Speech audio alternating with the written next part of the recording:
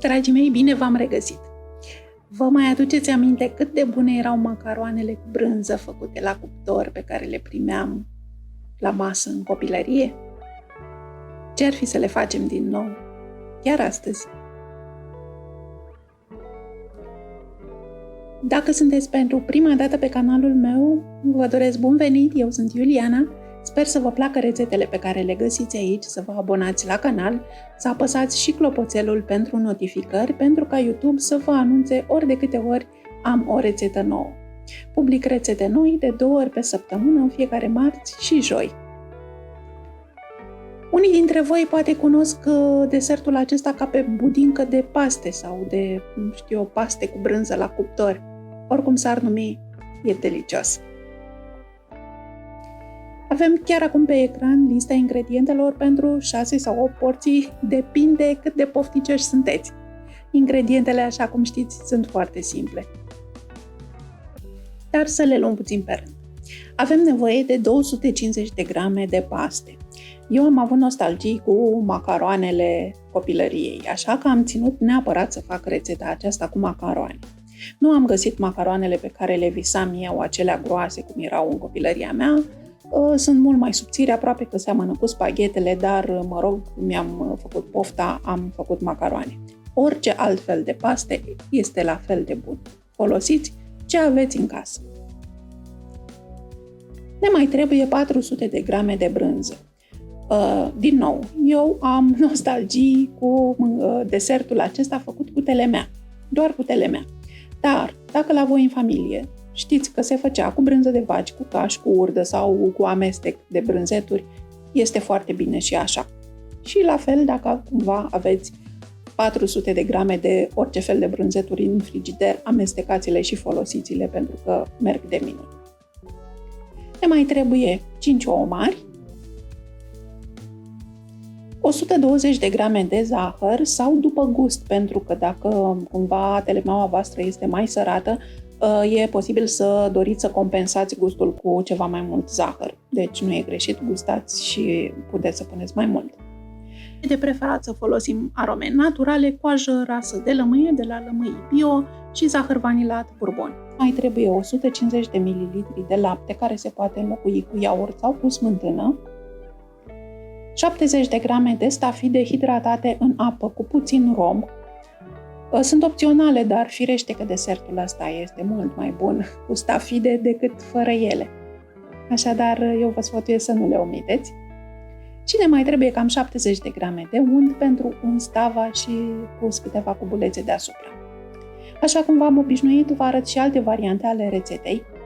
Eu am mai făcut rețeta asta sub formă de brioșe și am folosit niște paste foarte mărunte, cam ca orezul așa, se numesc orzo, și merg foarte bine în formele de brioșe. Și am mai făcut rețeta aceasta și cu fructe proaspete, am adăugat afine și de aici o culoare fantastică și un gust puțin spre fresh, așa, au fost foarte bune.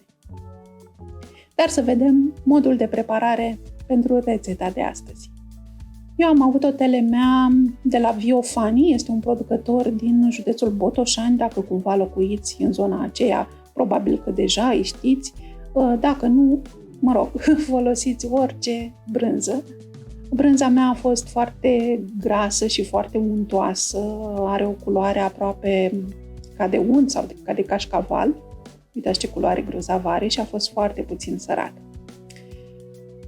Pentru că am ales să fac desertul acesta cu macaroane și am avut ambiția să le păstrez întregi, să le fierb întregi, le-am pus în apa cu sare, atunci când apa fierbea, și le-am lăsat să se înmoaie și le-am apăsat puțin câte puțin, în așa fel încât să nu le rup. Voi procedați așa cum scrie pe pachetul vostru de paste. Într-un bol încăpător spargem cele 5 ouă. Aici vom pune toate ingredientele, de aceea avem nevoie ca bolul să fie suficient de mare. Nu este nevoie să le spumăm cu mixerul, le desfacem cu un tel de mână. Tot aici adăugăm zahărul tos, zahărul bourbon,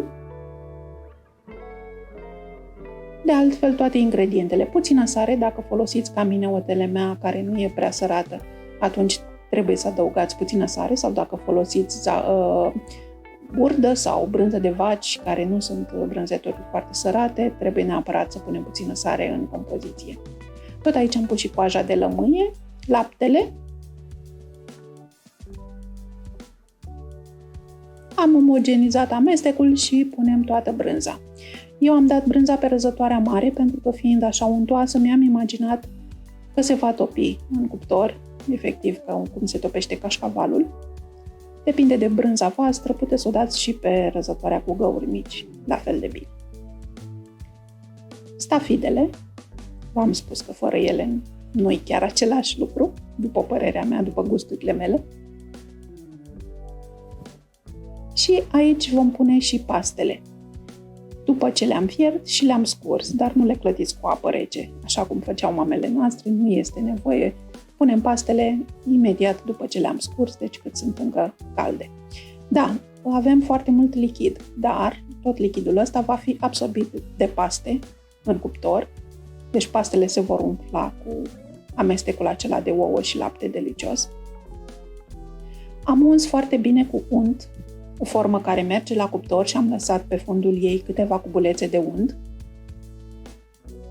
Și de asemenea și deasupra am pus câteva cuburi de unt.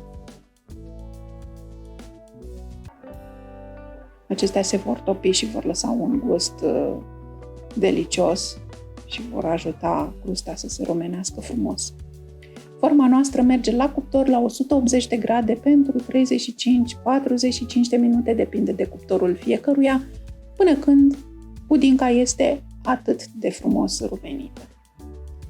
Dacă ați uns bine forma cu unt, o veți putea scoate întreagă pe un platou, dar dacă nu e nicio problemă, tăiați porțiile din cratiță.